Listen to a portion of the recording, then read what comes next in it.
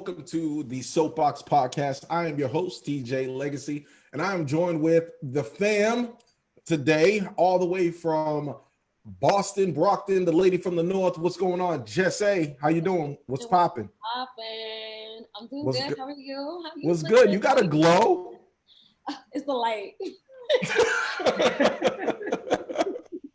Okay, I think you guys got a little Rihanna Fenty glow going on. I see that. What's going on, Boston? We leveling up. Stop it. Go introduce the next person, TJ. All the way from NYC. What's good, man? What's up, my brother? Alan York. Yo, it's a pleasure to be here. They playing basketball with no fans. Shit a little weird, but life is a little weird. I'm just happy to be here, man.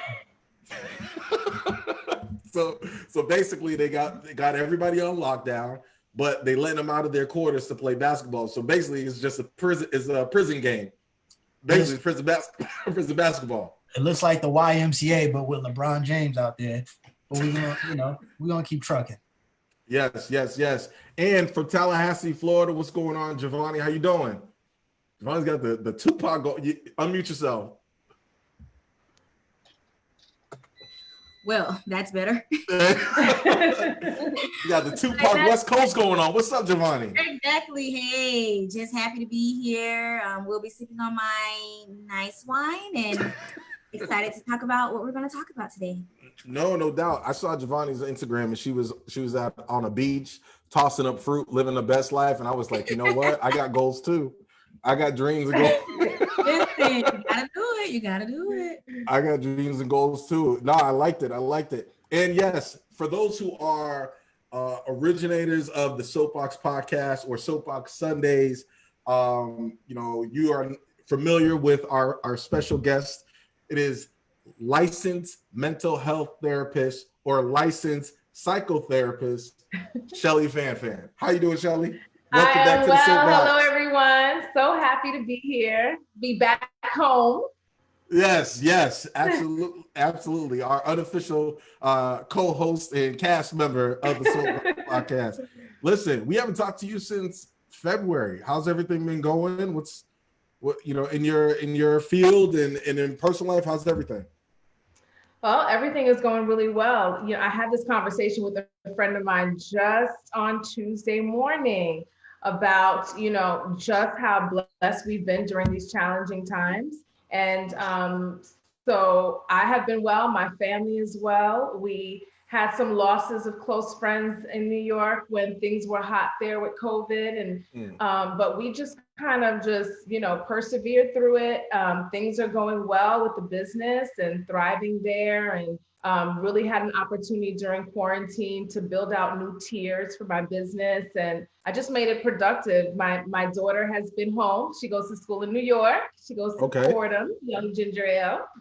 And so, and she also attends the Alvin Ailey School of Dance. So I was so blessed to have her here. She was here on spring break when they shut things down in New York. So she's been stuck with me. And that has been a blessing. And of course, my son is, he's doing well and thriving. I am thoroughly blessed and spoiled. That's good. Are you okay? So are you a disciplinarian mom? Are you the cool mom? What kind of mom are you? I believe I'm the cool mom. You may want to ask them. They were like, hell no. They have a different perspective. I think I'm pretty cool. I think that their friends think I'm the cool mom, but they don't think so. They think that I'm kind of overbearing and my standards are pretty unattainable, but they're hitting the mark, so they're doing well. Actually, let me ask. I've never asked y'all that. Jesse, are you the cool mom? Are you the disciplinarian? Let me ask Jesse and Javonni that question. Are y'all? What would you categorize yourself, and what do you think your kids would categorize y'all? I'm a little bit of both. When they don't listen, I'm the strict mom. I don't play. But overall, I'm the cool mom. They love me. Their friends come. Everybody wants to come to my house. Everybody says my house is the fun house. So I think I'm the cool mom. So you the mom that we got to meet when the kids like, we're going over Miss Andrade's house. I'm like, look, we got to meet her. Let's have a parent-teacher conference. Pretty much. What about you, Javonni? I'm not sure yet because Noble is only 3. So right now I'm cool.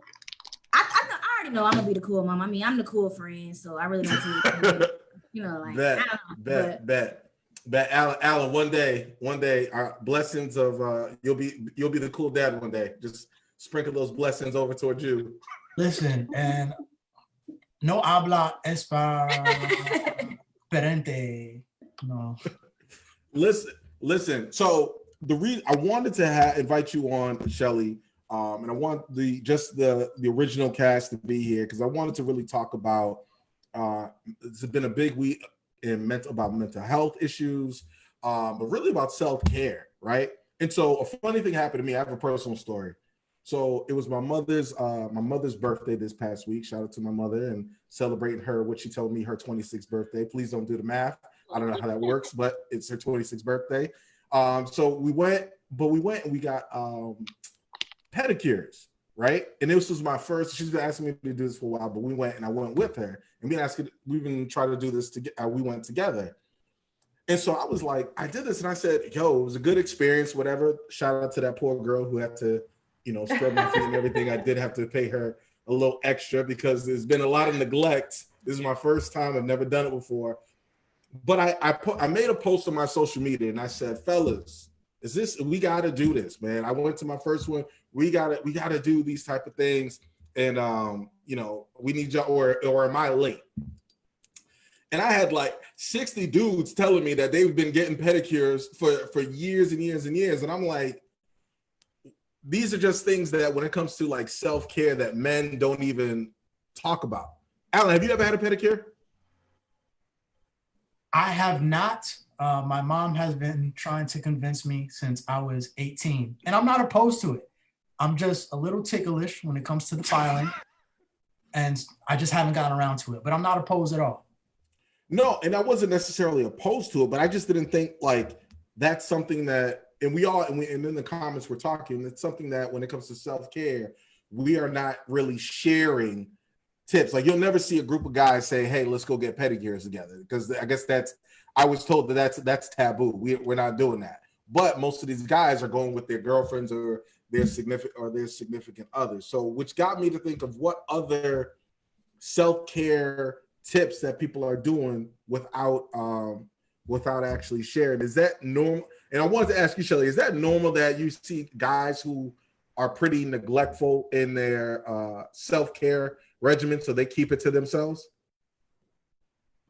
Well, those are two different things. So first, do I find that men neglect their self-care? I think that people neglect their self-care. I don't think that there is any difference in between men and women. I just think that overall, we just have a tendency as a people to neglect our self-care because we really don't understand what that is. In terms of not advertising what people are doing for self-care, I can see how men would probably suppress that and not necessarily, or not necessarily suppress, but withhold that from their other friends or from the public. Why do we do that? I don't know, because as soon as I was like, wait, let's share this with the world. What's going on, fellas? And it's just something. Why are these type of things so taboo to us? I think that we're programmed to believe that if women get facials and women get pedicures and women are having, girls' nights out and things of that nature. I mean, there are just certain things that society paints the picture that it's more gender oriented when it really isn't. And when you talk about like a pedicure, you said why can't a bunch of guys go and get a pedicure? I'm sure if we saw on a clip Jay-Z and P. Diddy and LeBron James and whoever's hot, go together to get a pedicure, that it would redefine the okayness of it, because we're such a responsive people to people of influence. It's really sad. And then once they do it, or once an influencer or a celebrity does it, all of a sudden it becomes okay for everyone to, once upon a time, men didn't wear pink. Now it's the hot thing. Now it's sexy, Well, Cameron took care of that. What'd you say? Cameron, the rapper, he took care of that a long time ago. Yeah. So, yeah, but I think that in general, people just neglect their self-care because they really don't understand what it looks like. It's so much more than pedicures and getting your hair done and face done.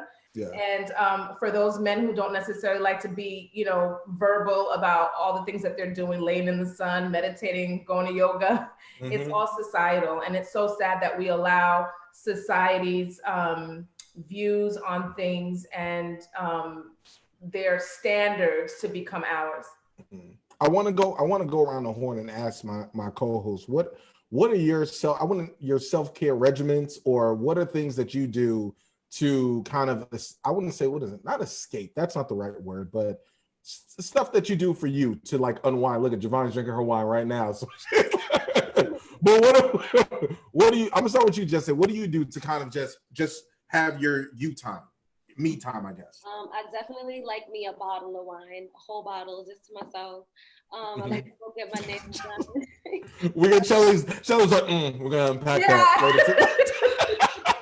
She's like, She's like, why do you need that, Jesse? Why do you need that bottle?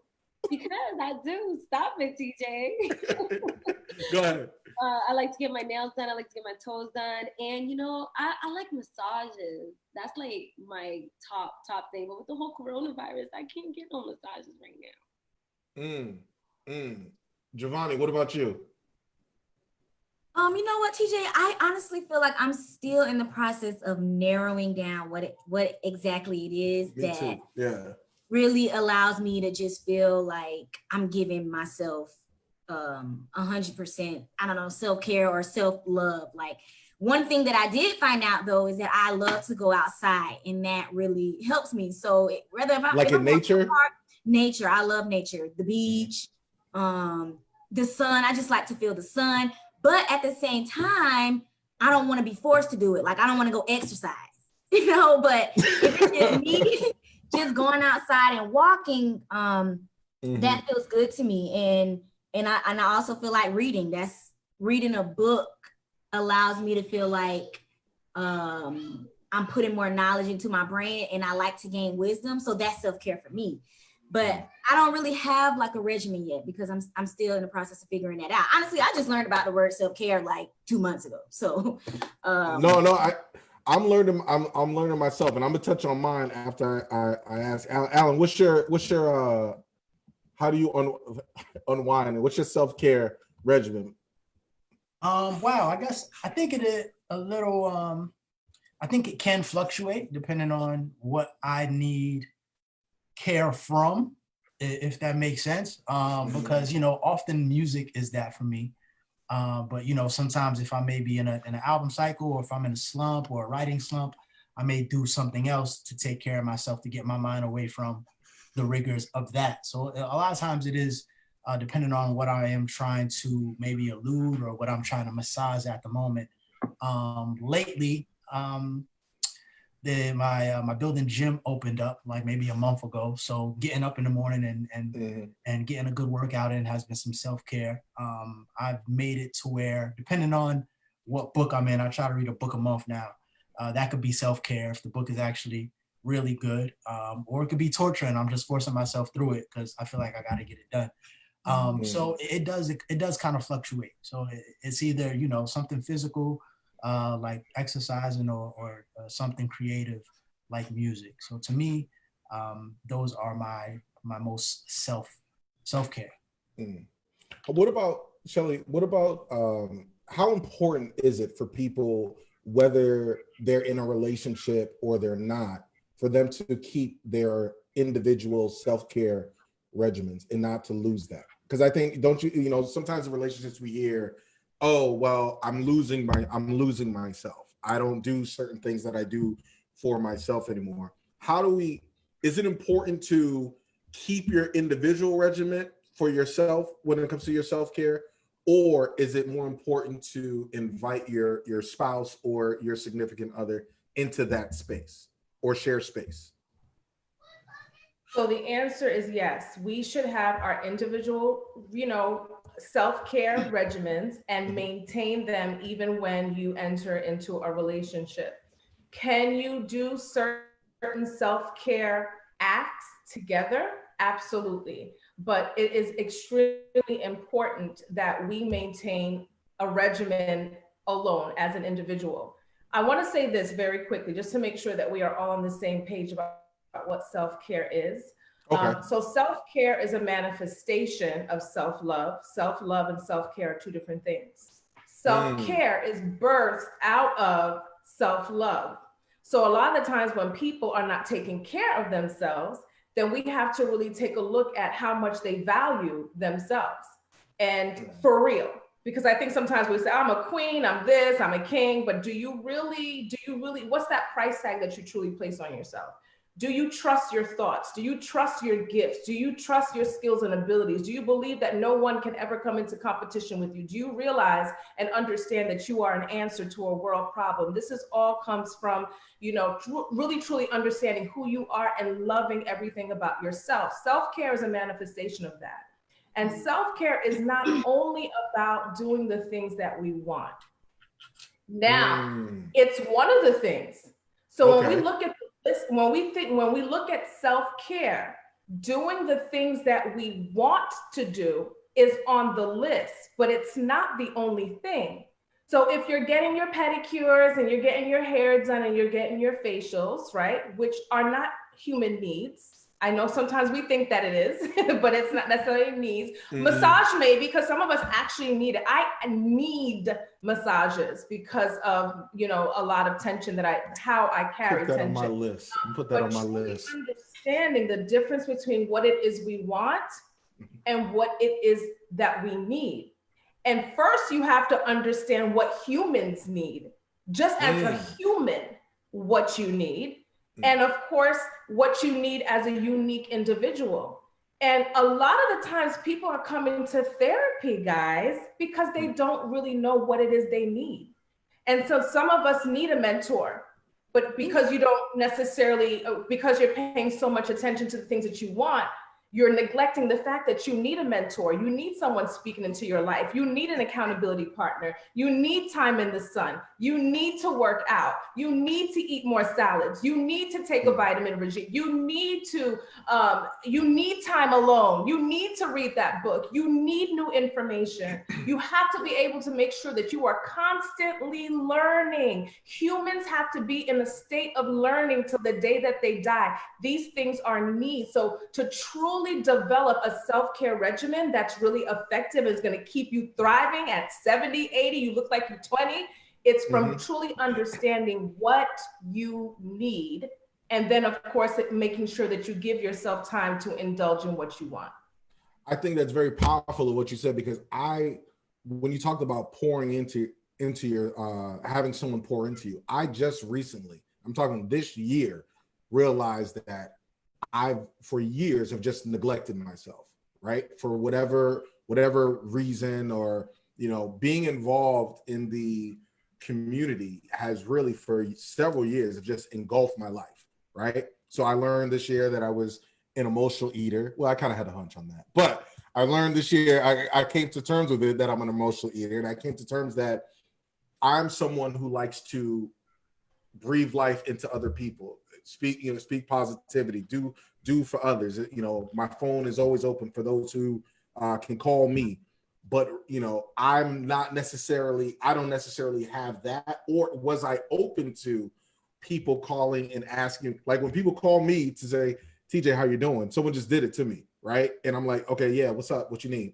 They're like, nah, I just called to check on you, see how you're doing. I'm like, you know, you kind of give them that side eye. And so for me, a lot of times with the stress that I deal with on a regular basis, it was, you know, eating, having a drink, watching my favorite show or binge watching my favorite show while playing a video game at the same time. Like basically, like it sounds like a lot of noise, but I'm able to really focus in on what I need to do, listening to jazz music. But that was just coping mechanisms that I've realized. Like, okay, I'm coping, but I really haven't, I think until recently, I'm really diving into what makes me happy, like for me and not for other people. And I think a lot of times people don't really do that. And, you know, so I wanted to ask you, like, people think when they're older, is it ever too late to figure out what makes you happy? Because I think people just feel like this is it. right? And they don't really necessarily reinvent or redefine what truly makes them happy.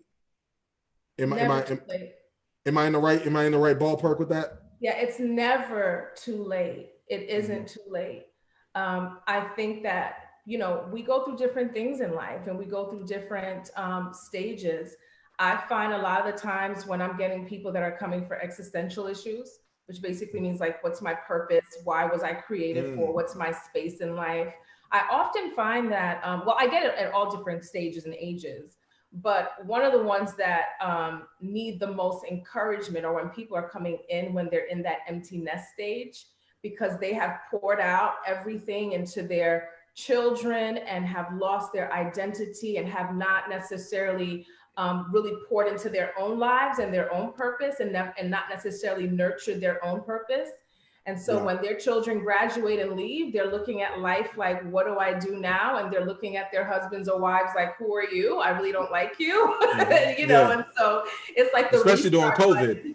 What was that? I said, especially now during COVID-19, oh, people boy. are forced to actually. That's a whole different topic, right? When you're like, you know, we have been forced to look at our situations and look at our lives from different lenses.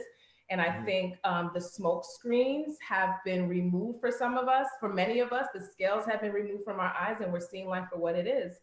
But again, I don't think it's ever too late to examine what makes you happy. And we also have to understand that those things change over time. You know, what made me happy in my early 20s didn't make me happy in my mid 30s.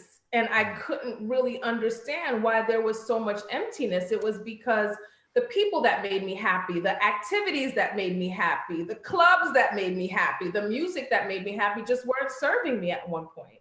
And so we have to embrace those changes when they happen and truly make sure that we stay engaged with ourselves and present with ourselves. And I think a lot of the times we don't sit in how we feel. One of the things that I do is I do like a inventory of emotions.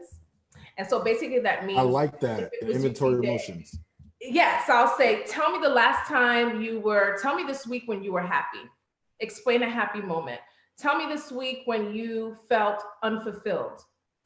Tell me a time this week where you experienced self-doubt.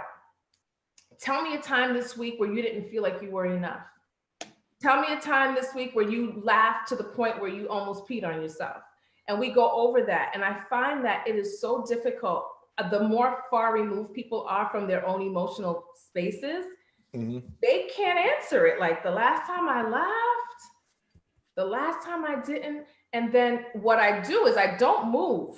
I'm okay with silence in a session, right? So I don't move. And it's and when they hit that point, like, well, I guess I didn't feel like I was enough like yesterday.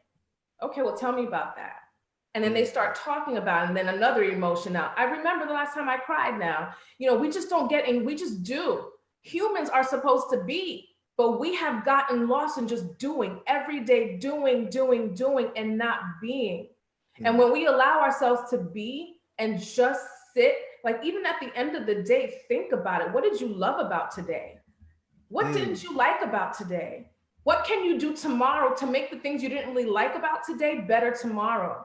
And really just examining and sitting in our emotions, because if we don't give ourselves time to connect with ourselves, we won't be able to connect with others, which is why relationships suffer today, because people are not just present with themselves, but it's in that presence and being grounded in your emotions, being mindful of how your emotions fluctuate throughout the day, that gives us an opportunity to truly connect with the things that truly make us happy.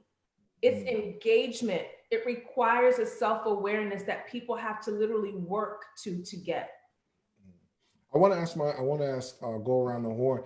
Like, I'm 33, and I think this year, or more so actually when I started doing the Soapboxx, right, is probably when I was the tipping point for me, because it was a decision. I was like, look, am I going to do this? And I have a plan, and I want to be it was a decision that I had to make. And that was probably the tipping point for me to really find my purpose, right? And so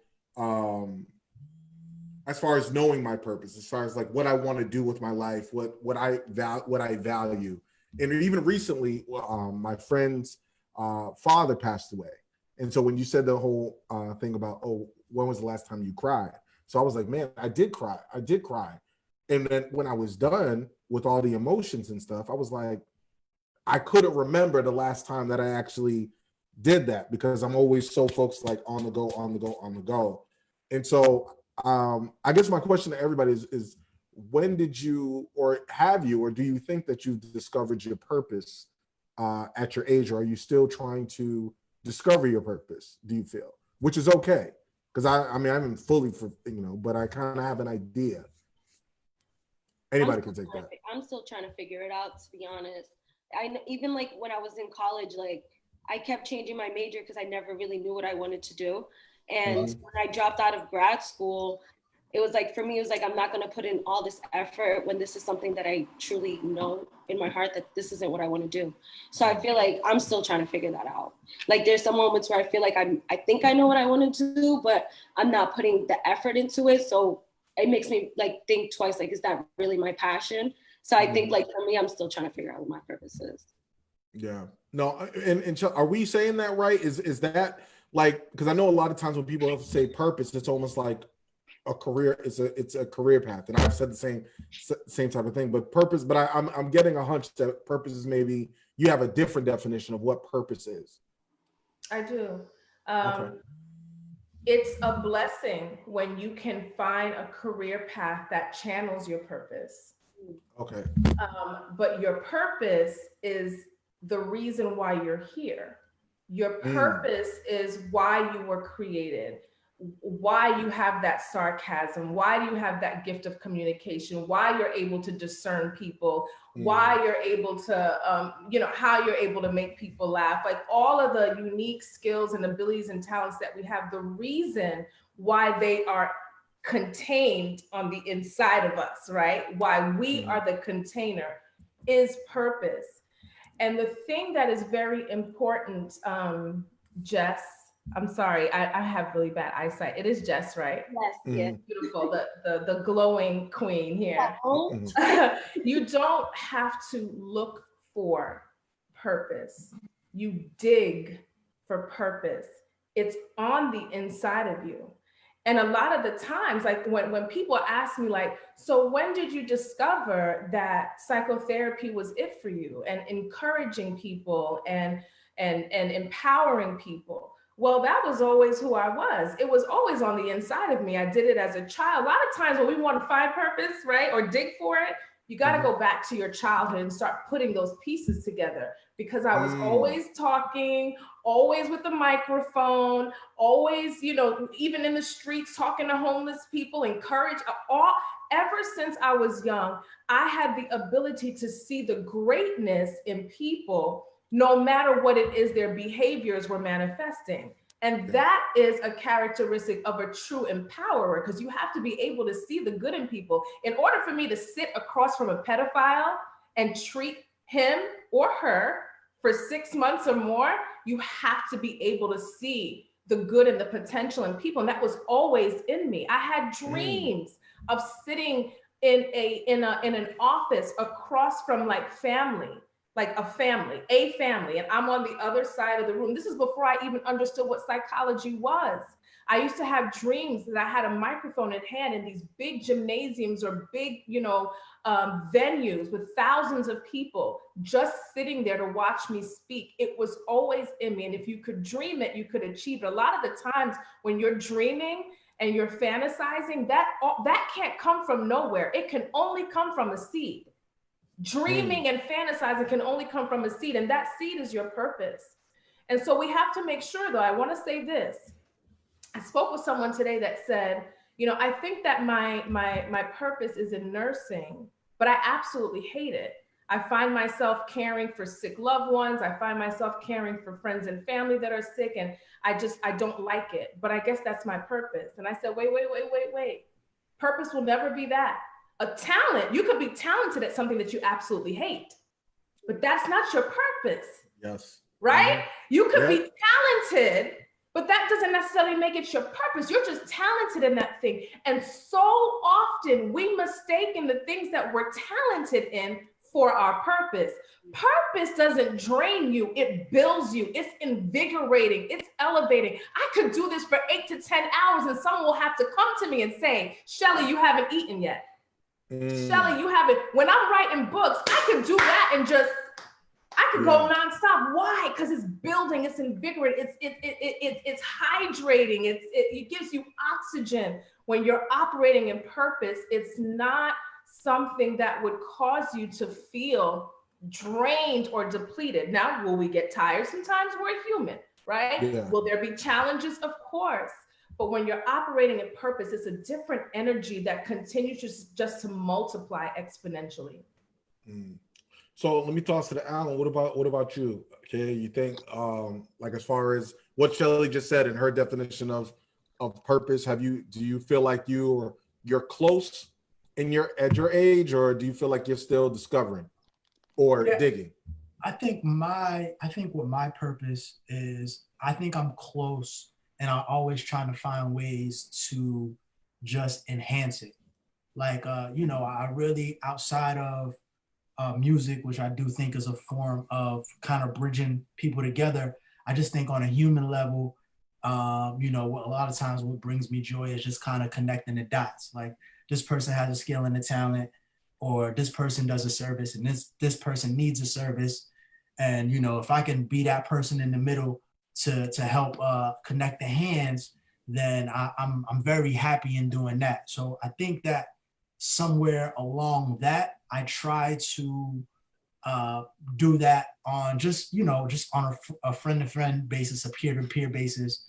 And I think that I have found a niche in that, and just, like I said, on a human level, finding what my thing is. So, I think that it's more to be expounded upon, but like she said, that's something that fills me up, is something that I found that has made me happy.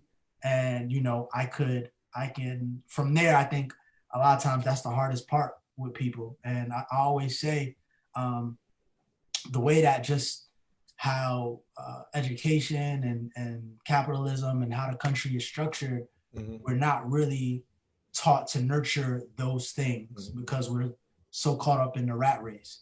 So I think, and I'm always grateful that I felt like I've known what my purpose is for a while, because I understand a lot of people get caught in that rut at a young age and they just don't really know where to go next, just because they need to figure out what the next 2 weeks is looking like. Yeah. No, and that's something that's really powerful. I'm gonna shoot it over to Javonni, but before that, I wanted to get Schellie, your definition on just happiness. Like, what is happiness? What should people be striving to achieve when they say, hey, happiness? Is it just a moment? Is it emotion?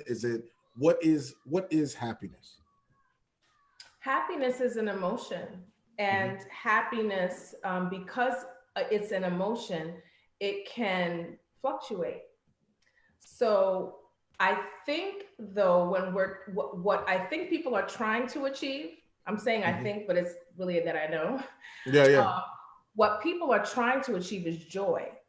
Joy, okay. Joy is a mindset. It's an attitude.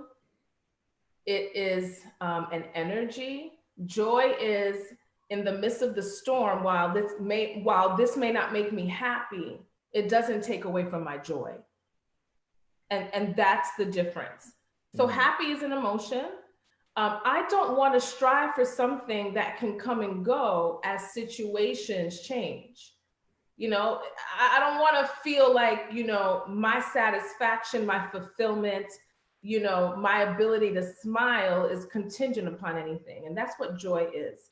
And when we can truly achieve that, when you finally learn how to do that, like literally feel joy when your finances don't reflect that there's anything to be joyful about, or when the people around you are responding in ways that may not necessarily cause you to feel joyful, when you can hold on to your joy despite the external circumstances, that is where life begins. That's Will- where life begins. So right? Will should have told Jada to go find joy and not happiness, because that emotion changed real quick. But you found happiness. We're gonna get to that. Go ahead, Javonni. I want to hear Javonni with your purpose. Then we're gonna go into our stories. Go ahead, Javonni. Yeah, I feel like for a while I struggled with my purpose, and I think because the hardest part about my purpose is actually thinking that it exists. Like, is helping people really a thing? You know, like, or am I just a people pleaser, or do I really just want to love on people or educate people and uplift people? Like, is that really a thing? You know, or do I have to become a life coach, or do I have to become a psychologist? So I feel like my biggest thing is trying to figure out if my purpose will be my career, or if my purpose is my business plan, or is it just a passion, you know, or is it a hobby that I want to do on the side?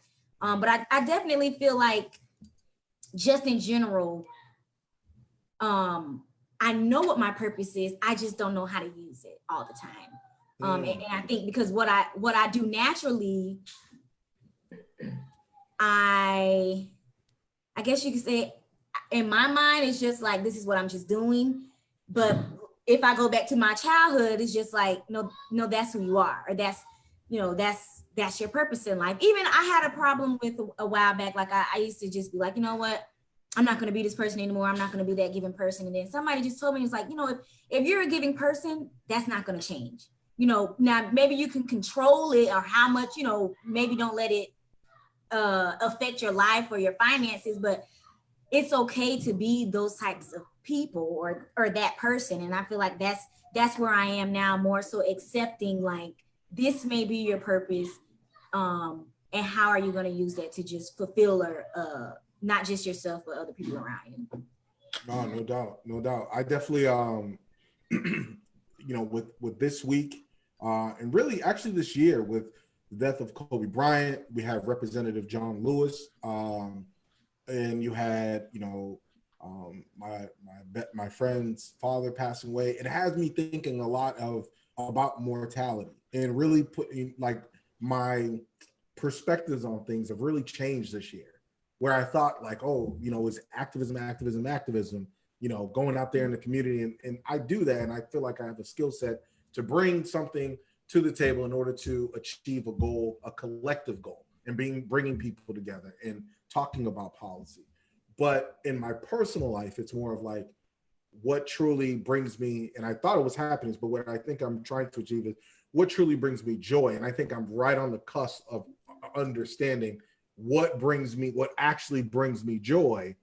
And like you said, just because you can do something and you're good at it doesn't bring me actual happiness. And so I think even with John Lewis, seeing how many people he touched in pictures, and I'm like, man, I've been in Orlando, and Alan, you know this, in Orlando for a very long time, doing a lot of the same things and advocating, that I really haven't branched out as much as I should have to other communities that I could be assisting. So there's a whole new world, and I haven't traveled or read certain books. So I'm reaching out to the people I consider my mentors, and people that saying, like, look, it's time to kind of transition. So I think, you know, with this upcoming election, getting everybody geared up, but that goes back to the whole personal responsibility that, you know, it's time to kind of transition out of some of the things that I've been doing for a while in the same capacity. But let's transition to some of these stories, because it's been a big week for mental health. So I'm gonna go down the list. Javonni, let's give us an update on Nick Cannon and some of the tweets that he had. And I want to get Schellie's response to all these things. It's been a lot. So guys, people who are watching us, thank you for tuning in. So let's hit it. TJ, I'm not able to pull those tweets up. Okay. You want me to paraphrase? Yes, please. So Nick Cannon, and let me see if I can pull them up real quick. Okay, I got him. You got it? All right, cool. Yes. Okay, so just to make sure, and if you hear my 3-year-old in the background, he's beating drums. I know nobody's getting abused in here. Yeah, you're good. But so, okay, so are we talking about the one where he says, "I hurt an entire community"? Correct.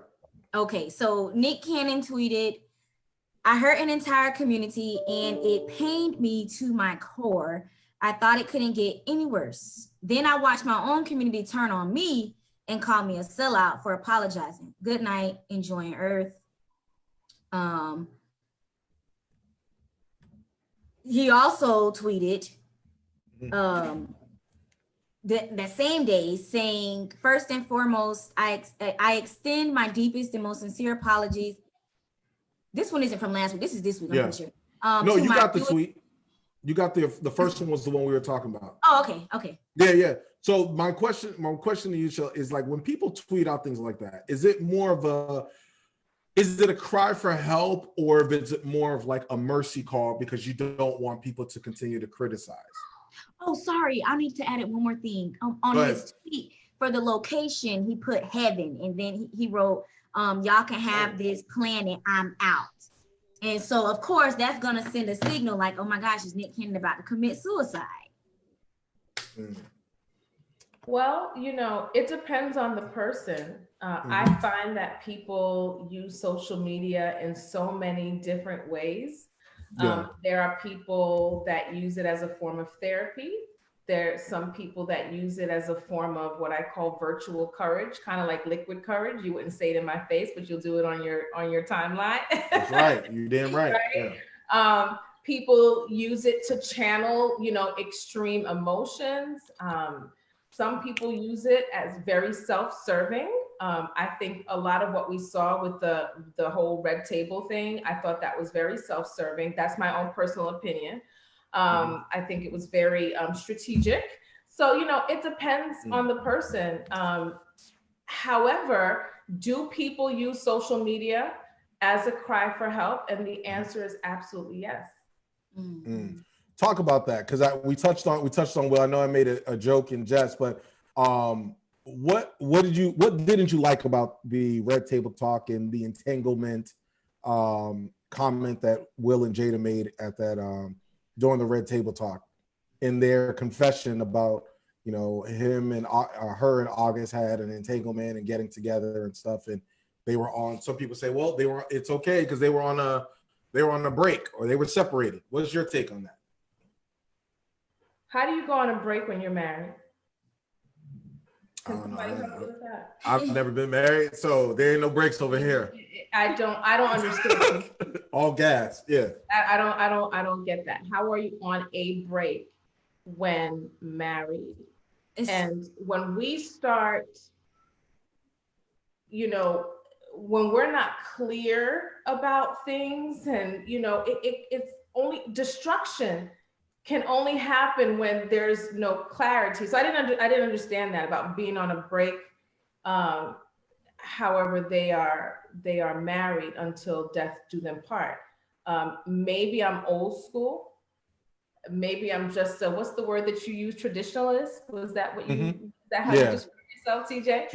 Traditionalist, yes. But I prefer to just continue to be old school because I don't understand how you could be on a break and be married. Now, it's not that I didn't like anything about what I saw. My perception, I think, was much different from everybody else's. We have to remember that those two individuals are probably among the best actors in this world. And I'm not saying that they were. We just have to be able to consider the fact that they are. And so so we should have all been watching with a third eye to make sure that we were not smoke screened like most of this world is. So that's one. I felt that her description of her mental health issues and some of her emotional challenges, I think that was very educating, and I thought that was great that she is sharing her journey and some of her challenges. I also felt that somewhere along the line it was somewhat of a justification, and we have to be careful when we do that, because when our actions have caused immense pain to other people, and I'm not saying that that was her intention to justify it. You know, I think that she was just speaking. I'm saying that. What was that? I'm saying that, but you don't have to say it. I'm saying that, but you go ahead. I thought that was a little like, ooh, you know, be careful right now. Like, of course, be authentic, but to talk about how much healing you achieved when someone else suffered. Do you guys feel what I'm feeling? Yep, listen, it was predatory behavior. Like deep healing that she said, this tremendous healing at the expense of someone that you tried to help. I didn't understand that. I was a bit taken back by that. Yeah, and another thing I wanted to add is, in a situation like that, is it okay for the other person, I guess we could just use August in this example, to be upset, you know, because sometimes the person, Jada, she feels like the victim, like I was going through something. I'm not going to feel bad because I needed to do what I needed to do. So don't judge me, you know, and then you also have the victim, August. So in those situations, because we deal with those situations sometimes, like if you have, for an example, if you have a friend and then they're going through something and you don't hear from them for a month, and then they're like, oh, sorry, you know, I had to get some stuff off my chest. When I'm back now, I'm ready to be a friend. It's just like, do you have the right to say, well, I have feelings too, and that upset me? Absolutely. Yeah. Because there are people that declare that their disappearing acts is something that they do for self-care. But when you're disappearing that way and you're neglecting responsibilities, when you are not honoring your part in connections and relationships and things like that, there's a way to do things. And sometimes people will try to force feed you their, like, you know, this is what I did. And listen, everybody, the way that people take care of themselves, nobody can judge that. And I think that people use judgment in the wrong way. Like, who are we to judge, and who are we to? Well, they went on they went on a national platform to share their story. This is not about judgment. This is not, judgment is when you declare that someone's bad or good or this. No, it is what it is. You know, they told the story that this is a person that was broken, that they were going to help. And as a result of her emotional issues, she ended up in this entanglement, right? And so, and I think that I really appreciate her honesty, if it was honest, but we have to make sure that we're not walking away from that we're not walking away from the red table with this understanding that when you're going through emotional issues, that if it hurts people in turn, it's okay because you were healing. Or it's okay because I was in a space. It's okay because I was depressed. No, we still have to take responsibility for the people that are impacted. Simps have feelings too. What'd you say? I said simps have feelings too. There's a bunch of simps out here that are hurt and they have feelings too. And you do need to take that into account. Yeah. I just think that it's important for us to do that and make sure that we understand that, yeah, I was down. I didn't want to talk to anybody. I didn't want to answer any calls. I didn't want to, and I'm really sorry for that. I'm sorry that I was non-responsive. I'm sorry I wasn't there for you. I'm sorry. You know, we just have to be careful when we just expect everyone else to just swallow our plight. And, you know, I'm sitting here hurt as a result. I that's the only thing that I was a little taken. They go ghost. Alan, go ahead. I mean, I think in this particular situation, I think hindsight is 20/20, right? As far as the whole break is concerned, from what they were saying, you know, we can believe them or not, but during that time, essentially they agreed that they weren't going to be together. It wasn't a break. I mean, Will said, I was done with you. She said, you was done with me. So in their eyes, it wasn't all right, huddle, break, we'll come back when we come back. Initially, when all of that happened, it was like, we're just not going to be together. So at that point, they were just married people that were separated and just hadn't gone through the paperwork, from what I was, you know, from what they said, right? Yeah. And it also, this also kind of taught me about like how the public views you when you kind of get out of a story, when you get in front of the story, like August did, right? Because of the fact that a lot of people are looking at Jada and saying, you know, you may have taken advantage of this gentleman because they see her coming out on the other side with her seemingly perfect life and her husband back and her show and everything seems cool. And then, but when we're looking at August, he came out as a victim, right? For the most part, a lot of people would say. And then, but to me, I look at it as, okay, yes, even though she may have came out with a more polished story, but if two people are hurting at the same time, how do we determine which person is more of at fault from using the other person if they're both essentially using each other to heal, right? Because I can flip it and say, listen, August may have used, you know, his youngness and his young, good-looking charms. And yes, even though he was a victim and he was going through some things, who's to say that he didn't know in the back of his head, oh, not only is this lady looking out for me, she's vulnerable right now. Her marriage is not on the racks. You're saying it depends on the vantage point. Exactly. So who's not to say that she wasn't taken advantage of? And I understand that we don't necessarily give her the benefit of the doubt because she didn't get on top of the story, first one. And then two, of course, we do understand that she does have age. So with age, we expect people to take more of an accountability. But it's very much the vantage point of, as much as she could have been taking advantage of him, he could have been taking advantage of her. I don't know, you know, unfortunately, like they say, hearts never break even. It does look like he may harbor a little bit more of it because at the end of the day, even to her admission, he was the one who removed himself from the situation. But as opposed to going back to a palace in the sky with his loved one, he's just seemingly out here, you know, doing his music, maybe a little hurt. And she kind of went back into the pocket of having this quote unquote perfect life. So in hindsight, I can understand how the scales tip towards her being bearing more of the responsibility. But I think these are both people who were going through things and utilizing each other to, you know, for temporary happiness. I think no, that's good. I'm going to give you the last word on that because I definitely want to talk about, like we said, with Nick Cannon, and then we have the story about Tamar, right, Javonni?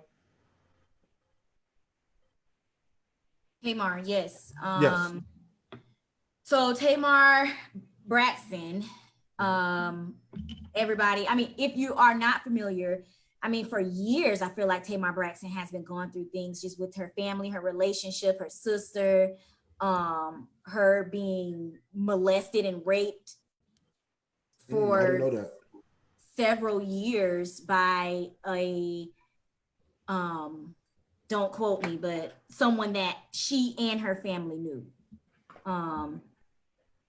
And so I think just in general, the buildup throughout the years, finally, just, I don't know, you know, just the more you get into the limelight or the more you are broadcasted, people start digging up stuff. And she wasn't ready for some of the things that she went through as a child or whenever she went through it to be dug up, and people dug up that part of her history and it really hurt her. That's how she described it on a statement she wrote, you know, like, you guys exposed things in my life that I wasn't ready to expose, and it hurt her. I don't know the backstory about how she ended up in the hospital, but if one of you do, you could talk about that. But I know that she did end up in the hospital, and people were saying that it was suicidal.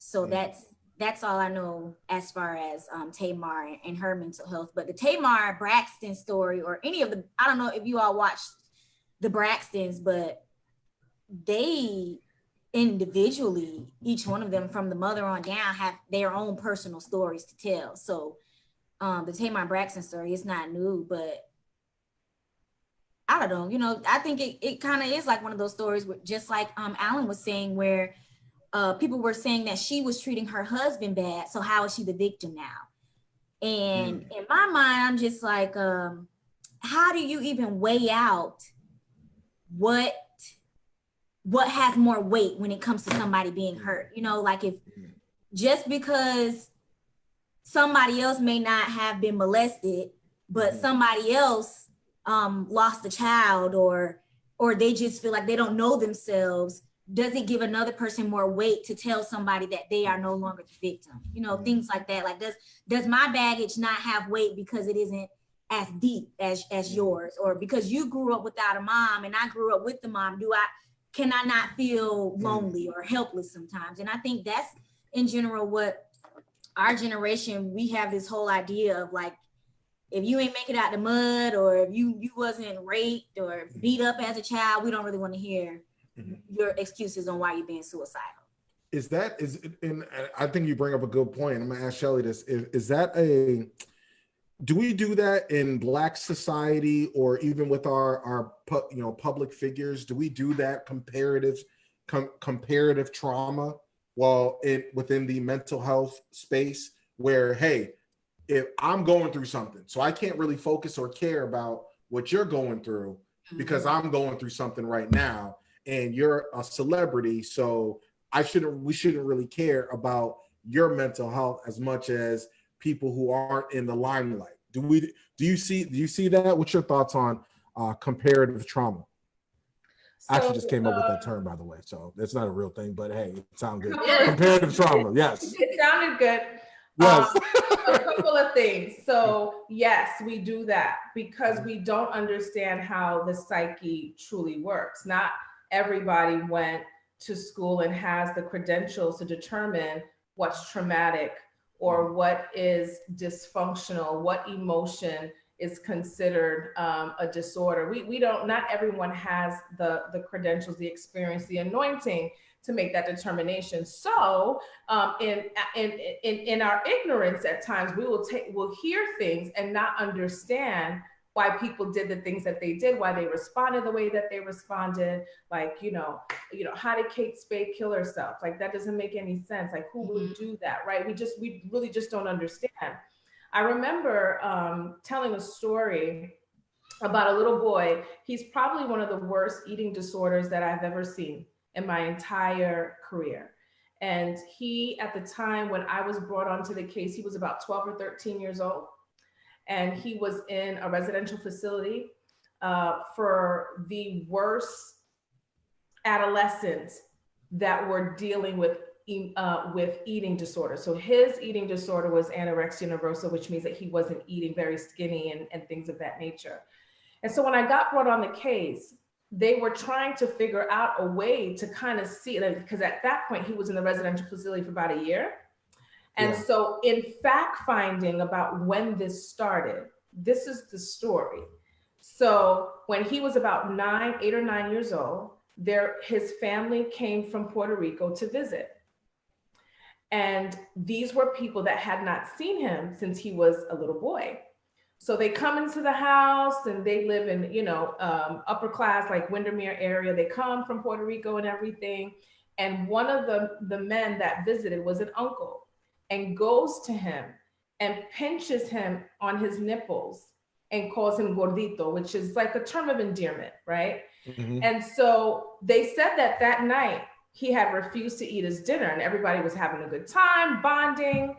And it went from that to 2 nights, to 3, to 4, to 5, to 6, to 7. So when it was approaching 30 days of him not eating, they hospitalized him. He was then transferred to a psych facility, and their lives have never been the same. Mm. And so it appears as if that visit or the pinching of the nipple did something to him psychologically that caused him to become the way that he was. It caused him to manifest this symptomology that had him in the residential facility. What am I trying to say here? Would that, in your limited minds and all of our limited minds, what could have possibly happened in that pinch? We don't know what happened in the pinching of that nipple. We don't know what happened psychologically, what it triggered, so we have to be very, very careful when we start to deem people's issues as or minimizing people's experiences, because trauma is very, very specific. Very, very specific. It all depends on your ability to cope with whatever that aversive experience or those aversive experiences are.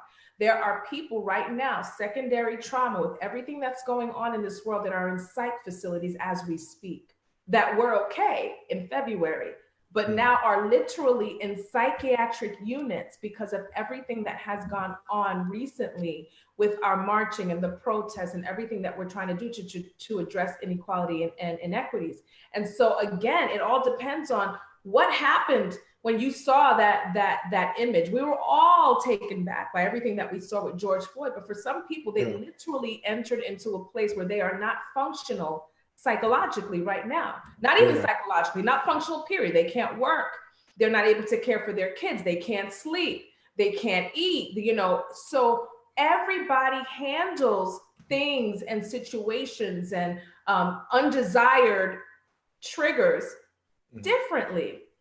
And so it all goes back to our ability to cope, our ability to overcome. Some of us don't necessarily have that resilience. We can never be, our success will never surpass our level of mental health. It never will. Our success can never surpass our level of mental health. So what we see sometimes with celebrities who we dehumanize, we act like they don't have emotions. We talk about them, we tweet about them and things like that, but they're just as human as us, right? They check too. They check those comments. You think like, no, all those thousands of comments, no, they are reading them and it's impacting them and they are hurting and they are bleeding and they are experiencing depression and sadness. They too go through fulfillment issues. I saw a clip of Tamar, and I think this clip was back in May, when she was talking about how amazing her life was and how she's, living her best life and she loves her boyfriend and she has the best job in the world. And it was amazing. It was an amazing, but this is what we have learned to do and celebrities have learned to do. And that is to master the art of wearing the mask. But let me go back to coping. Our strength is in our ability to communicate effectively, communicate our emotions, take our actions and attach words to it. Our ability to take our anger when it's at a flaming 10 and bring it to a 4, taking our anxiety when it's at a 9 and bring it down to a 3. These are things that every human has to know how to do. We have to know how to decompress. We have to learn how to calm ourselves down. We have to learn how to be present in our emotions. These are coping mechanisms that would cause us to be resilient in the earth. And so when you don't have those skill sets and you don't have those coping mechanisms and you're rich and you're on TV and you're on these, national platforms and everybody loves you, you have all these fans and all these haters and all this pressure. Tamar, the 911 call, her boyfriend implies that there was something that went wrong with the network that she has, I guess her reality TV platform, or something that had went wrong. He literally says that on that 911 call. So we know that there was something going on with the network and some of the stress in, reality TV. What is her name? Nene Leakes had mentioned something about that too. Like the Black Lives Matter has caused me to see things much differently. So clearly there's some maltreatment there. I'm sure some abuse, all the pressure to stay relevant and act a fool so you can get the ratings. And it's so much pressure. And because we don't generally know how to handle just minor things, like some of us can't even express our emotions to another person. Nonetheless, having to manage all of that pressure, all of those undesired outcomes, all of that stress. And unfortunately, especially in that world, and I'm saying that because I have dealt with that. I've had celebrity clients where their coping mechanisms are very unhealthy. It helps them to continue to stay functional, but it's not healthy. You talked about coping mechanisms earlier, TJ. You were talking about beer and binging on movies and things like that. They're coping mechanisms, but we have to be able to be honest with ourselves that when those coping mechanisms are not healthy, then you're only prolonging the illness. You're only prolonging the emotional injury. You're only prolonging the undesired outcome when you are not able to effectively navigate through undesired outcomes. I get it. And that's something that I personally am working on and seeking help in as well. But speaking as far as celebrities, Jess, we have some other folks that's out here coping. What's going on with Tory Lanez, Meg Thee Stallion, and the gorgeous Drea, who dropped her knowledge on the situation? Yes, so apparently Meg Thee Stallion, Tory Lanez, and a few other people were out partying, and the 911 call was made. Meg Thee Stallion was shot in the foot. Now, it hasn't been confirmed who shot her yet, but there are rumors going around that saying it was Tory Lanez. There's rumors going around that they were in a relationship, but nothing has been confirmed. Meg Thee Stallion did put out a statement, basically just saying like she was traumatized from the whole situation, and when she was ready to talk about it, she would talk about it. Since then, people have been making jokes about it left and right. I don't know if you guys saw 50 Cent. He put a meme up on his page, basically making a joke out of it. The boys in the hood. Yeah, so this is like, a lot of people are like, they make memes, they take everything as a joke, but this isn't something that's funny to Meg.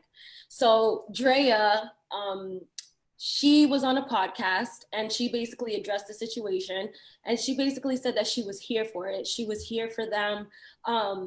She was here for Tory shooting Meg in the foot. She said she wants somebody to love her so much that they're gonna shoot her in the foot. So ever since then, Meg Thee Stallion was not having it. She put out a few tweets letting her know she was not having it. And Drea did issue an apology. And then I think someone they tweeted Fenty because she's a brand ambassador for them. And then she put out another statement, Drea. So a lot of people are basically saying that she's only apologizing this much because it's affecting her brand and her money. But the way I see it, first of all, I don't think anybody should be making a joke out of it because it's not funny. She said it was something that was traumatic to her. So point blank period, that's not something people should make a joke about, but this is what people do now. They make a meme, memes out of everything, they make jokes out of everything. But I also feel like Meg should have kept that same energy for everybody and not come so hard at Drea, especially because out of everybody, I feel like Drea is the only one that apologized. And I feel like we as women, we're so quick to like turn on each other. But like when it comes to men, it's like, all right, we let them off so easily. But I don't know, like, what do you guys think about it? Do you think that Drea is genuine with her apology? Do you think that, people making memes is getting out of control? I think it's pretty ridiculous. But. Well, Alan actually sent me a clip, and so I'm gonna go ahead and play the clip of exactly what you said. Appreciate that, Jess. I'm gonna play the clip, and then we could go around the horn to touch on that. Go ahead. Give me 1 second. There we go. All right. This is. I'll take it. This is Drea. I predict that they had some sort of Bobby and Whitney love that, drove them down this Snapped-esque type of road. And I'm here for it. I like that. I want you to like me so much you shoot me in the foot too. Like, but as long what the whoa? Wait, no, that is very Drea-like. Drop a grenade. What the? You what? I want you to like me so much that if I'm trying to get out the car and you're like, no, sit your fucking ass in the car. And I'm like, no, nigga, I'm fucking getting out the car. No, you're not. He shoots you. I'll take it. All right.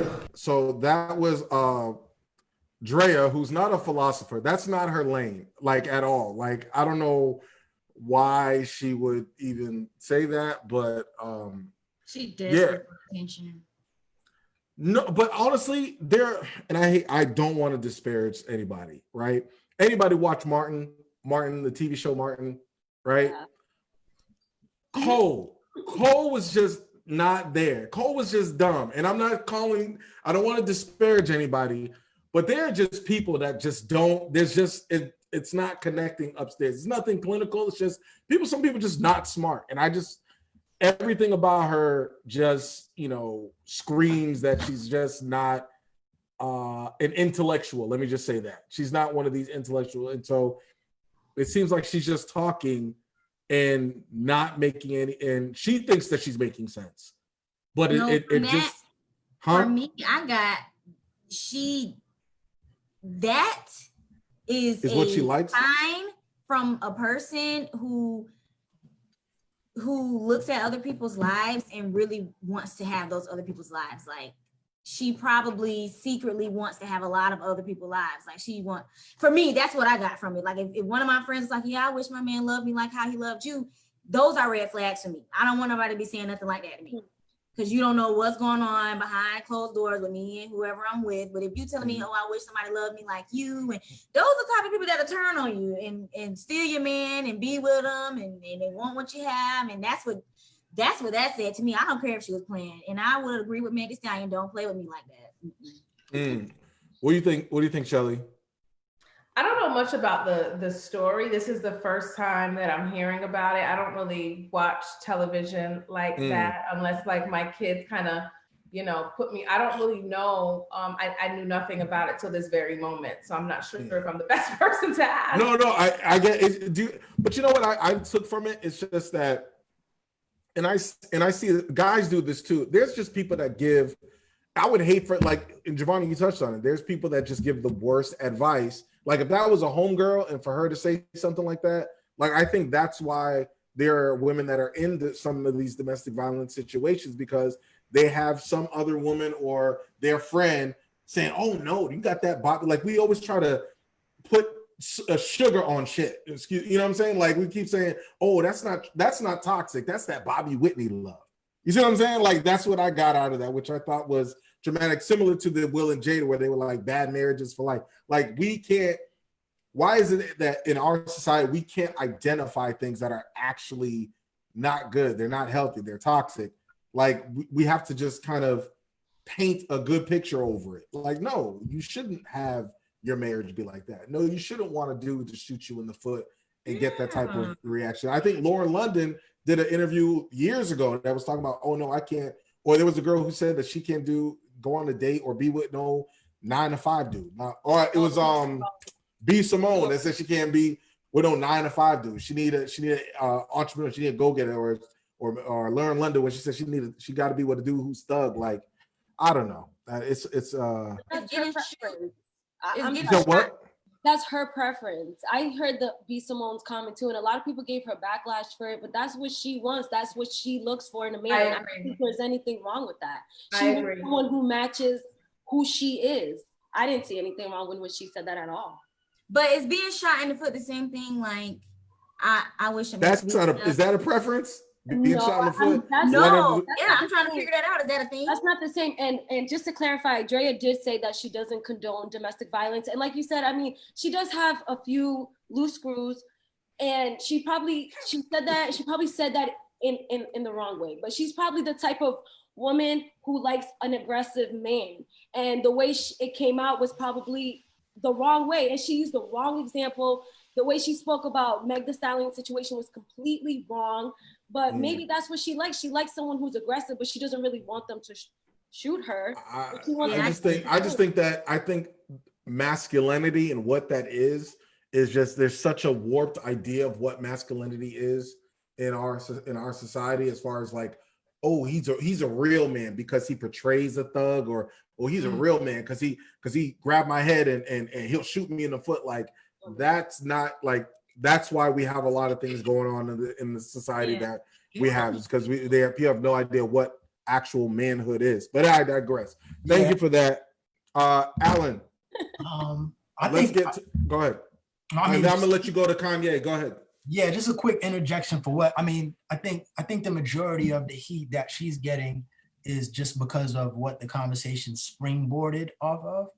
But there's been a ton of glamorization of crazy in relationships. A lot of people equate crazy to loving. A lot of people equate lazy to, crazy to being passionate. That's something that has gone on forever. It continues to go on. So in a bubble, just those comments in itself is not something that's surprising to me. I see it all the time. It's just that if you're springboarding it off of an actual real life situation, this is not a hypothetical situation. You're actually talking about someone who was injured. But the broader aspect of it is something that I hear both women and men glamorize all of the time. It happens with men too. Like, I like her crazy. She can't be too cool. She better fight for me. She better keep my shit. And and it goes both ways. So I do think it is something that we definitely have to get to the root to and try to eradicate that in the future. Yeah. As far as Meg Thee Stallion though, when she's, you know, I know people like the different. I don't like the fact that all of a sudden, like, you portray yourself in a certain way, you talk about men in a certain way, and then when you go through something, all of a sudden it's, you know, oh, Black women as a whole, oh, we're the most unprotected. Like, I cannot stand when women who are in the public eye, when they do that, when they're in the fire. Like, they don't have that. They don't do that. They don't. So all of a sudden, now she's Sojourner Truth.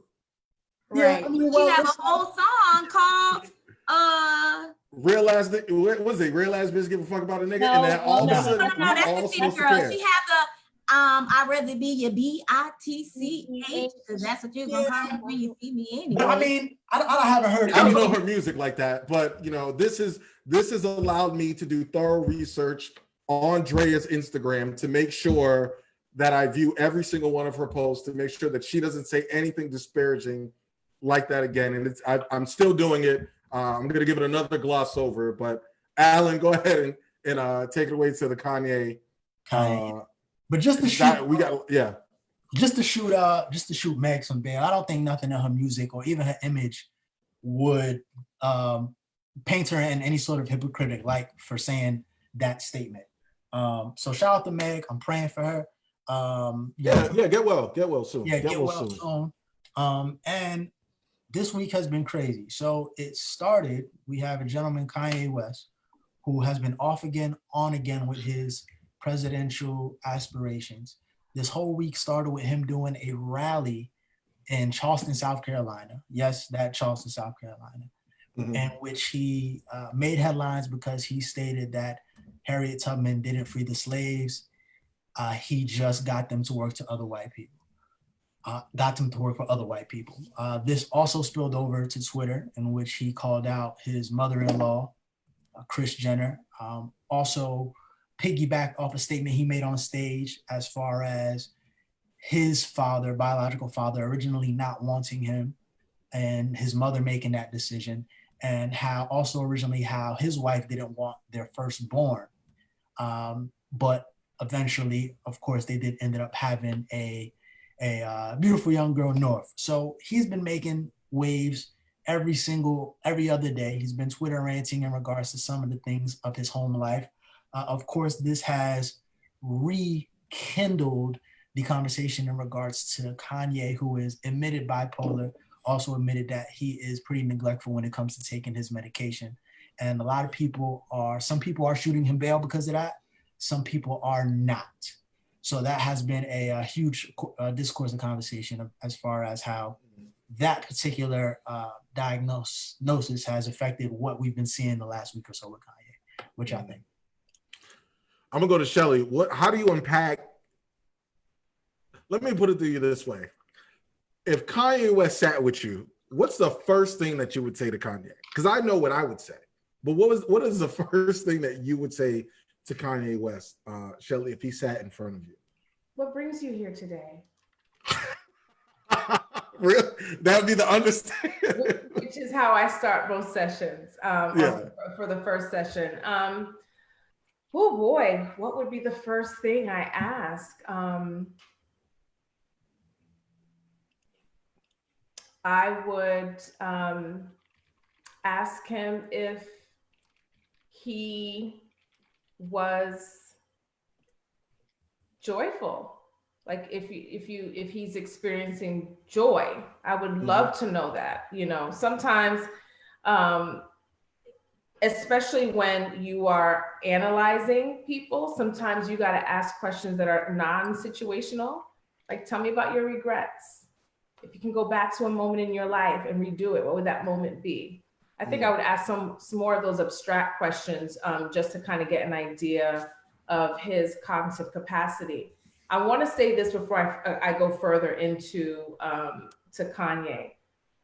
Going back to what Al said earlier about, you know, how do you weigh the weight of, how do you determine like this person was more mentally ill than that one, or how do we not know that, you know, Jada was manipulated by the other party, and, you know, those types of things. First and foremost, when I saw that interview, I didn't even know who this other person was. Like, I don't know. I guess I'm totally out of the loop. Didn't know who. You didn't know August? Or anything like that. No clue. I was only going by what she said and the things that she said. So I don't know the other side of it. The other side of, or didn't at that time. But to address that comment, which is true, like, how do you weigh, like, how do we know one wasn't, the other party wasn't manipulating the other? So let's just take it to the court of law. When there is an offense that happens and there is a mental health issue that's involved, and obviously what Jada did was not against the law, but I'm just using this as an example. We have to determine whether the person's emotional issues or mental illness impacted their cognitive capacity. Did their mental illness cause them to not be able to function at peak performance, their brain, their ability to forecast the consequences of their actions, their ability to reason, their ability to exercise discipline, which is, although I really want to do this, I really shouldn't. Those things. We look to see what is the degree of this illness, of this emotional issue, this disability, this disorder, whatever we call it. How can we measure how much it's impacted this person's ability to decipher right from wrong, right? So having said that, that would be the key. We would have to really, if we really wanted to dig deep, we would have to take a look at where they both were in terms of their ability to process, like what their cognitive capacity was at that time. Jada was referring to illnesses or issues that were from her childhood, where, from what I understand, his issues were very acute, which means that the magnitude of an acute condition is higher in terms of his addiction and depression. And so just that alone, as a psychotherapist, I'm seeing already that there is a gap. There is a gap because she was not disclosing anything that was acute, with the exception of, I had this need to be needed and I wasn't happy. And so if we really had to take a look, I think it's not brain surgery to see that her cognitive capacity was probably much higher than his at that time. And so then we can say that you now then have a duty to exercise greater judgment in terms of, if I do this, then this will happen. All those things that I talked about, your ability to forecast the consequences of your actions, your ability to say no to something that you really want to do, or say yes to something you really don't want to do. This is all self-discipline. And really measuring, because mental illness doesn't mean that you have a limited cognitive capacity. Sometimes we think we got to talk slower to people once they tell us that they're bipolar or depressed. Like, you start, why are you talking slow all of a sudden? It doesn't necessarily mean that it affects your cognitive capacity. Now, when we're talking about Kanye's disorder, bipolar mood disorder does affect the cognitive capacity of many that have it. Right? And so now when we're looking at judgment, the ability to forecast the consequences of your action are probably very limited when you're in a manic phase. And through that manic phase, all of a sudden you want to run for office and you're having these rallies that are so nonsensical, and you're talking these things that don't make any sense. And then you're emotional. You're going through this rapid cycling right before our very eyes. He literally went from pole to pole like 3 or 4 times. So bipolar mood disorder, you can have rapid cycling, which means that you can cycle from being upset and happy in just a matter of hours. And there are people that don't rapid cycle, so they can be depressed for 6 whole months and then be manic for 3.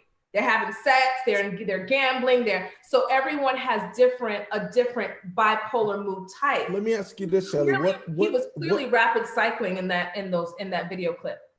But what responsibility do family and friends have when someone's going through a manic episode. So there are a lot of people that criticize Kim Kardashian, like, hey, if you know he's going through this, that's your husband, then of course, why don't you yank him off stage, tell him, hey, you're not running for president, like, we got to get you help. She should be doing more. And then we have the role of someone like a Dave Chappelle or a Dame Dash who will fly out to his, what is it, a ranch? What does he call his house? Like a ranch or a compound? Like, it's everything. It's a community. He owns like 400 acres. Yeah. So he has like land in Wyoming.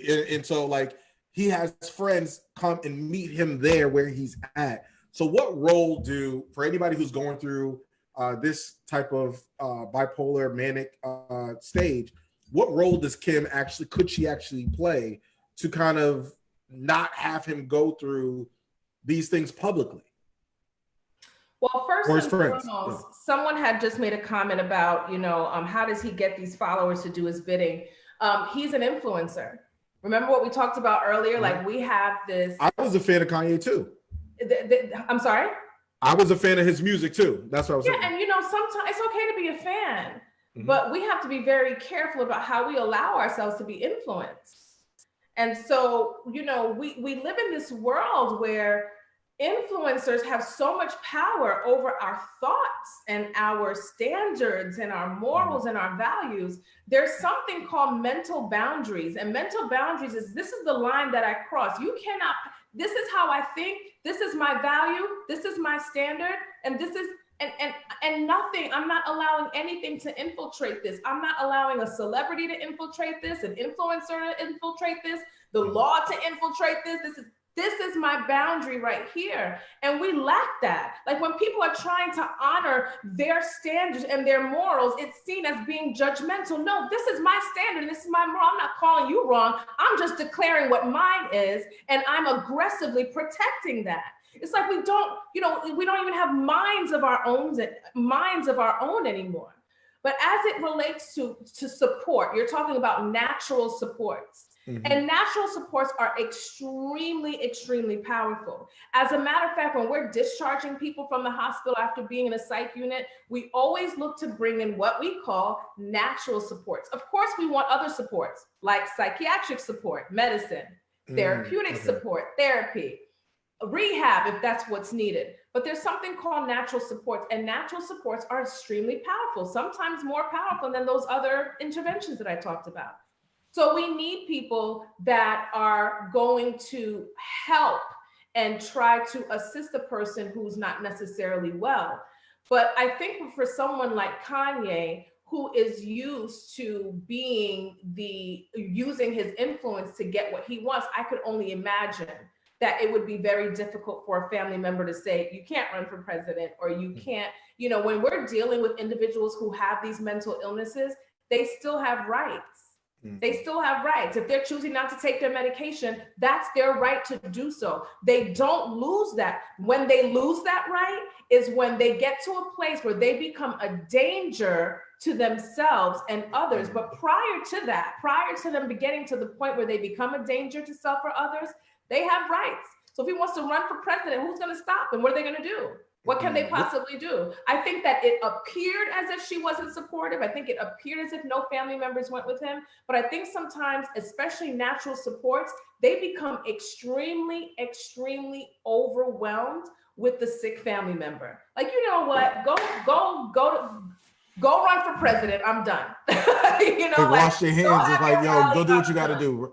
Like they get worn out. And so there's literally something called caregiver therapy. These are people who are usually the first line around those who are mentally ill, and they're worn out, they're guilty, they're angry, they're resentful about the person who is sick. And so I'm not saying that this is what their experience is, but though, he seems to be very, very unstable. And I could only imagine that it's causing significant strife in his family unit and just in other areas of his life.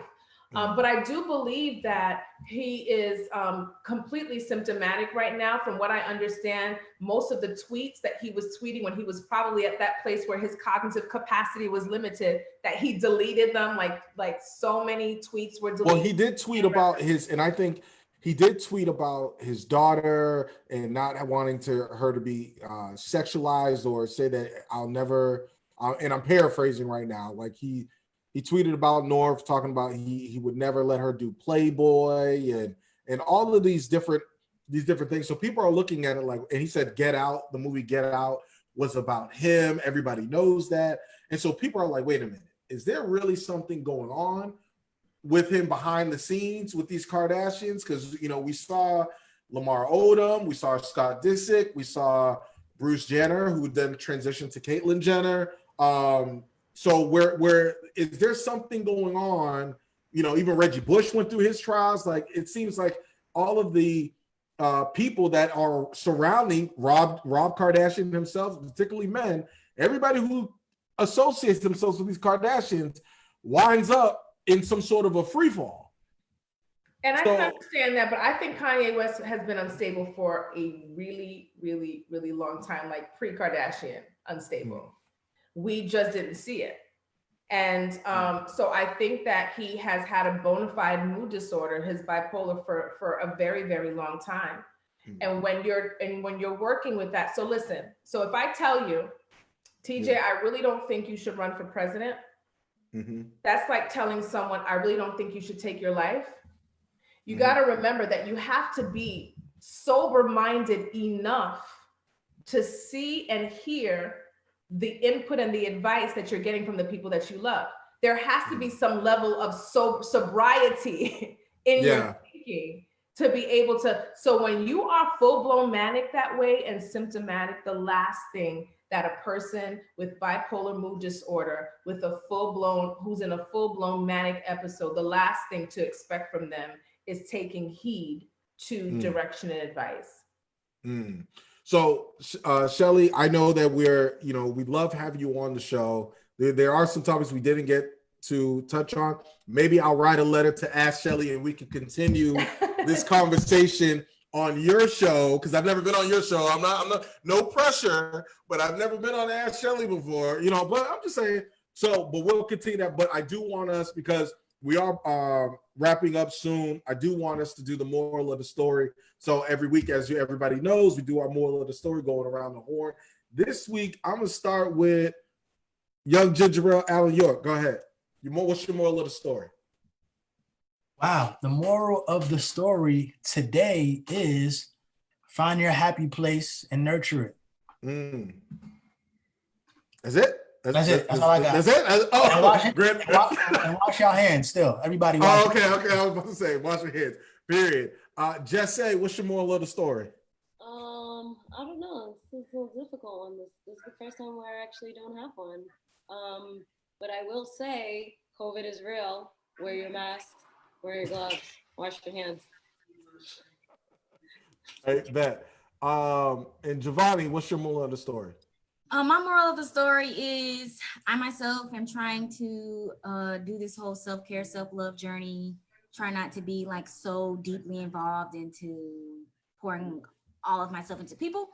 Follow me on Instagram at just Javonni. I am doing a self-love challenge for 21 days with any group of girls who just want to join. And yeah, so just follow me on Instagram and say, hey, can I join your self-love challenge? And we can just try to do it together, because as for me, I don't want to do it alone. So I want to join. I'll do it. Word. Yeah. Okay. I'm seeing the book. Word. And let everybody give a round of applause to Schellie for being here. Schellie Fanfan, licensed mental health therapist, licensed psychotherapist. Thank you so much for being on the Soapboxx. I want to know what's your, before I give mine, well, I'm going to give mine after you, but what's your moral of the story? And please let everybody know where they can find you and tell them about your great show. And I think, don't you have a book coming out? I do. Struggling to Keep the Vows, coming out next month. And I've been pre-selling for a couple of months now. It just kind of gives couples, married couples, encouragement on how to keep the vows. And it just basically exposes the struggle in that and gives the secret sauce to keeping those vows. And so I'm super excited about that. And everyone can find me Facebook, YouTube, LinkedIn, Ask Schellie. You can also visit with me at www.askschellie.com. spelled Schellie. And the moral of the story is stop normalizing your abnormalities. We have to stop accepting the things that are just not quite right. I just don't know how to commit. I really can't manage my anger. Really don't know how to communicate. Don't normalize it. So the more that we normalize these abnormalities, the more we will delay the healing process, and the more we will suppress our responsibility to be well. You, each and every one of you, deserve, the world deserves you. We're waiting for you to be your best self. You owe the world you, and we can only effectively do that if we're well. So get well, stop negotiating it, just do it. I wish I would have went before you, because mine is gonna make that was beautiful, but mine is just gonna be something completely just off. I want to get well. I'm going to get well. My moral of the story is it's time to stop putting it off. But I'm just gonna give everybody fair warning. My self-love is gonna look a lot different. Y'all, I am going with me getting in shape. I'm going to be that, when people say, oh, I lost weight, and oh, this person is so humble and then changed. Not me. I'm gonna be unbearable for about a year. Y'all gotta give me a year. It's been 33 years that I've been in this body. And so once I get myself together, y'all gotta give me a year. I'm going to change and act real brand new. So I'm just giving everybody a fair warning about that. But then I'm gonna still be me. So Schellie, thank you so much for being here. Alan, just say, Javonni, y'all know I love y'all. So we appreciate y'all. For Alan, for Jess, for Javonni, for Schellie Fanfan, this is TJ Legacy, Soapboxx Podcast. Please, mental health and Black, go get yourself some therapy. It's okay. Let's end the stigma. Make sure you check out Schellie Fanfan, get yourself an appointment, do what you got to do. Is there anything else I'm forgetting? No, I think I'm good. Yes, make sure that you are take care of yourself, whether it's COVID, whether it's anything else. Make sure you're good. All right. So for everybody, this is TJ Legacy in the Soapboxx. We're out. Peace.